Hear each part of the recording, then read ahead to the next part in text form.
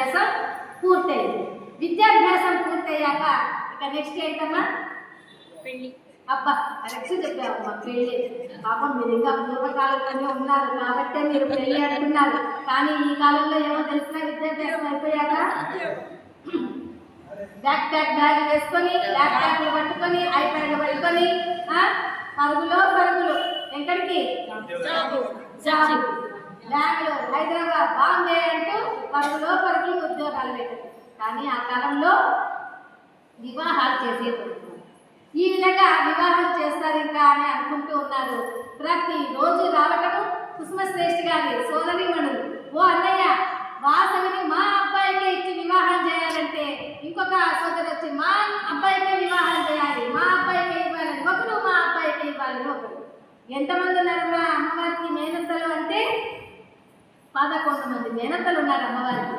ఎంతమంది ఉన్నారమ్మా? 11 మంది మేనత్తలు ఉన్నారు. ఒక్కొక్క మేనత్తకి ఎంతమంది కుమారులు ఉన్నారు అంటే 10 మంది 11 మంది కుమారులు ఉన్నారు. అంటే ఎంతమంది అయ్యారమ్మా అక్కడికి? అబ్బా దాదాపు 110-112 మంది బావకాలు ఉన్నారు వాసవి మాత. వాళ్ళందరికీ వాసవి మాత అంటే చాలా ఇష్టం. ఆ 11 మంది మేనత్తలకి వాసవి మాత అంటే చాలా ఇష్టం. వాసవి మాతకి మిగతా గోత్రికులందరూ ఉన్నారు చూసారా, వాళ్ళందరంటే అమ్మవారికి చాలా ఇష్టం. కనుక మీరెవరు ఏం బాధపడద్దండి. అమ్మవారి మేనత్త గోత్రాలు చెప్తాను నేను. వాళ్ళలో మీలో ఎవరైనా ఉంటే జై వాసవి అని చెప్పండి. అమ్మవారి మొదటి మేనత్త గోత్రం పులగశీల పౌలశేఖర. ఎంత సంతోషమమ్మా, మొదటి మేనత్తలే మీరున్నారు. మొదటి మేనత్తలోని సంతోషపడిపోయేదే కాదు, అమ్మవారికి ఎప్పుడు శుభదినాలు, పండుగ పర్వదినాల్లో కూడా మీరందరూ కూడా ఏ విధంగా అయితే మేనకోడలికి సారే తీసుకొని వస్తారో అలా కూడా అమ్మవారికి మనము సారెను సమర్పించవచ్చు. అలాగే అమ్మవారి యొక్క రెండవ మేనత్త గోత్రం మునిపుల మౌద్గల్య. ఎవరైనా ఉన్నారా తల్లి?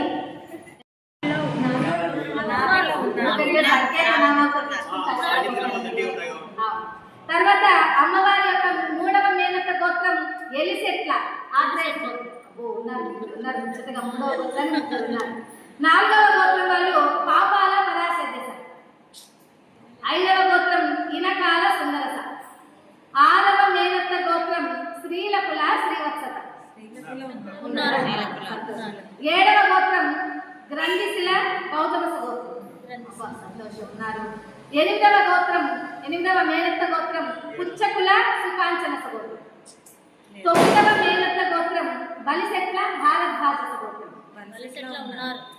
10వ మేనత్త గోత్రం వస్త్రకుల వశిష్ఠస గోత్రం.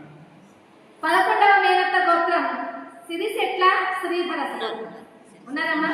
దాదాపు ఒక 7-8 గోత్రాల వాళ్ళు ఈ ఊర్లో ఉన్నారు. ఎంత సంతోషం. కనుక అమ్మవారికి వీళ్ళందరికీ చాలా ఇష్టం.